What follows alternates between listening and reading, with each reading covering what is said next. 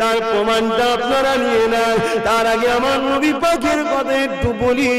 আল্লাহ নবী তায়েফের জমিনে যেতে লাগলে তায়েফের মানুষকে শান্তির কথা বলবে, মানবতার কথা বলবে, সভ্যতার কথা বলবে, ইনসাফের কথা বলবে, ইনসানিয়তের কথা বলবে, এক আল্লাহর দাসত্বের কথা শিখাবে, মিথ্যা থেকে দূরে থাকার কথা বলবে, মদ খাওয়া থেকে বিরত থাকার কথা বলবে, জিনা ব্যভিচারিতে ফিরে আসার কথা বলবে, মানুষের হক মেনে নিও না বাবা, এইটা হলো হক, উন্নাসের গুনাহ হবে, এই কথা নবী আমার শোনাতে যাবে, এক আল্লাহর দাসত্বের কথা বলতে যাবে।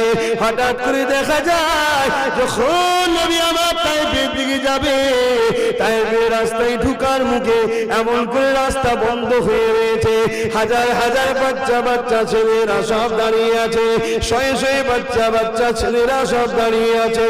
এই বাচ্চাদের হাতে ইট রয়েছে,